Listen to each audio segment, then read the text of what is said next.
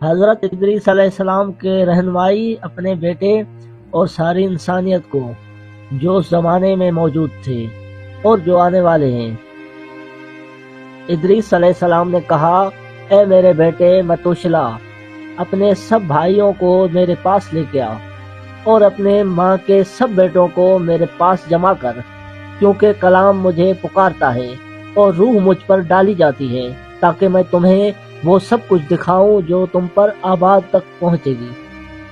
اور وہاں متوشلا نے جا کر اپنے سب بھائیوں کو بلایا اور اپنے رشتہ داروں کو بھی جمع کیا۔ ادریس علیہ السلام نے کہا کہ میرے منہ کی آواز پر دھیان دو، کیونکہ میں تمہیں نصیحت کرتا ہوں، تمہیں عزیز کہہ کر پکارتا ہوں۔ نیکی کو پسند کرو اور اس پر چلو، اور دوہرے دل کے ساتھ نیک لوگوں کو کے قریب نہ جاؤ اور دوہرے دل والوں کے ساتھ نہ گھومو، بلکہ میرے بیٹوں نیکی سے چلو، اور یہ آپ کو اچھی راہوں پر لے کے جائے گی، اور نیکی آپ کے ساتھی ہوگی، کیونکہ میں جانتا ہوں کہ زمین پر ظلم ضرور بڑھے گا، اور زمین پر ایک بڑا عذاب نازل ہوگا، اور تمام برائی ختم ہو جائے گی۔ ہاں، وہ اپنی جڑوں سے کاٹ دی جائے گی اور اس کی پوری بنیاد تباہ ہو جائے گی، اور برائی پھر زمین پر ختم ہو جائے گی، اور برائی اور ظلم کے تمام کام اور خطا 2 درجوں پر لاگو ہوگی، اور یہ برائی اور یہ گناہ اور کفر اور ہر قسم کے ظلم کے کام بڑھیں گے، اور بے دینی اور خطا اور ناپاکی بڑھ جائے گی،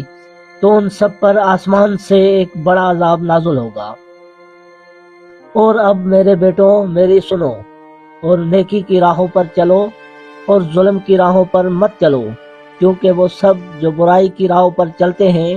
ہمیشہ ہمیشہ کے لیے ہلاک ہو جائیں گے۔ تمام بنی آدم میں سے کون ہے جو قدوس کی آواز کو پریشان ہوئے بغیر سنتا ہے، اور کون اس کے خیالات کو سوچ سکتا ہے، اور کون ہے جو آسمان کی سب کاموں کو دیکھ سکتا ہے، اور کوئی ایسا ہو جو آسمان کو دیکھ سکے، اور کون ہے جو آسمان کے چیزوں کو سمجھ سکتا ہو، اور کسی روح یا نفس کو دیکھ سکے اور اس کے بارے میں بتا سکے، اور سب آدمیوں میں کون ہے جو جان سکے کہ زمین کی چوڑائی اور لمبائی کیا ہے؟ کس کو ان چیزوں کا پیمانہ دکھایا گیا ہے؟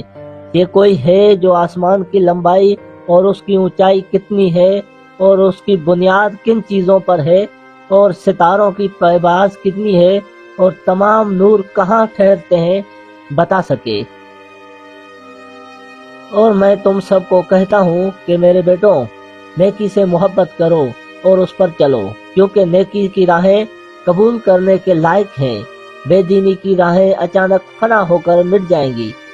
افسوس ان پر جو برائی اور ظلم کی تعمیر کرتے ہیں اور دھوکے دھڑی کو بنیاد بناتے ہیں، کیونکہ وہ اچانک گر جاتے ہیں اور ان کو سکون نہیں ملے گا۔ جو اپنے گھر گناہ سے بناتے ہیں، کیونکہ وہ اپنی تمام بنیاد سے اکھاڑ پھینکے جائیں گے۔ اور جو لوگ عدالت میں سونا اور چاندی حاصل کرتے ہیں، وہ اچانک ہلاک ہو جائیں گے۔ اے دولت مندوں، تم پر افسوس ہے، کیونکہ تم نے اپنی دولت پر بھروسہ کیا۔ تم اپنی دولت سے دور ہو جاؤ گے، کیونکہ تم نے اپنی دولت کے دلوں میں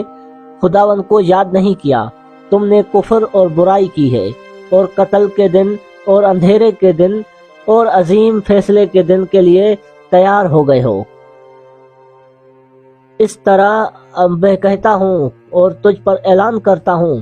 جس نے تجھ کو پیدا کیا ہے وہ تجھ کو اکھاڑ پھینکے گا، اور تیرے گرنے پر کسی کو بھی ترس نہیں آئے گا، اور تیرا خالق تیری تباہی پر خوش ہوگا۔ اور ان دنوں نیک لوگ گناہ گاروں اور بے دینوں کے لیے ملامت کی وجہ ہوں گے۔ اے کاش میری آنکھیں پانی کے بادل ہوتے، اے کاش میری آنکھیں پانی کے بادل ہوتے، کہ میں تجھ پر روتا اور اپنے آنسوؤں پانی کی بادلوں کو اس طرح بہا دیتا، تاکہ میں اپنے دل کی تکلیف سے آرام پا سکوں۔ کس نے تجھے ملامت اور بدکاری کے اجازت دی ہے؟ اے نیک لوگوں، گناہ گاروں سے مت ڈرو، کیونکہ خداوند نے انہیں پھر سے تمہارے ہاتھ میں کر دے گا تاکہ تم اپنی خواہشات کے مطابق ان پر فیصلہ کرو، اور ان کے تمام جلال اور شان و شوکت کے ساتھ، اور شرمندگی اور قتل و غارت اور برائی اور بدی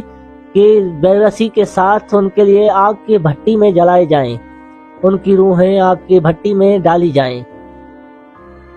اے گناہ گاروں، میں نے تم سے قسم کھائی ہے، جیسے پہاڑ غلام نہیں بنتا اور پہاڑی عورت کنیزیں نہیں ہوتی، گناہ زمین پر نہیں بھیجا گیا بلکہ انسان نے خود ہی اسے پیدا کیا ہے، اور برائی پیدا کرنے والے ایک بڑی لعنت کے ساتھ نیچے گریں گے۔ عورت کو بانجھ پن نہیں دیا گیا بلکہ وہ اپنے ہاتھوں کی کاموں کی وجہ سے بے اولاد بن جاتی ہے۔ اے گناہ گاروں، میں نے تم سے مقدس روح کی قسم کھائی ہے کہ تیرے تمام برے اعمال آسمانوں پر ظاہر ہو جائیں گے، اور تیرے ظلم و ستم کا کوئی اعمال ڈھکا ہوا نہ رہے گا۔ اور اپنے روح میں نہ سوچو اور نہ اپنے دل میں یہ کہو کہ تم نہیں جانتے اور یہ نہیں دیکھتے کہ ہر گناہ ہر روز آسمان پر خداوند کے آگے لکھا جاتا ہے۔ اب سے تم جانتے ہو کہ تمہارا سارا ظلم جس سے تم ظلم کرتے ہو ہر روز تمہارے عدالت کے دن تک لکھا جاتا ہے۔ اے بے وقوفو، تم پر افسوس،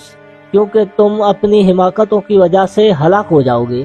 اور تم عقل مندوں کے خلاف زیادتی کرتے ہو، اور سکون تمہارے حصے میں نہیں آئے گی۔ اور اب جان لو،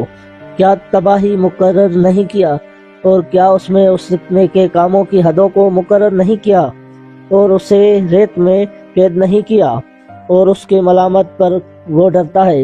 اور وہ سوکھ جاتا ہے، اور اس کی وجہ سے مچھلیاں اور جو کچھ بھی اس میں ہے مر جاتی ہے۔ لیکن اے گناہ گارو جو زمین پر ہے اس سے نہیں ڈرتے، کیا اس نے آسمان اور زمین اور جو کچھ بھی اس میں ہے سب کو نہیں بنایا؟ زمین اور سمندر میں چلنے والے ہر چیز کو کس نے سمجھ اور حکمت دی؟ کیا جہازوں کے ناخدا سمندر سے نہیں ڈرتے؟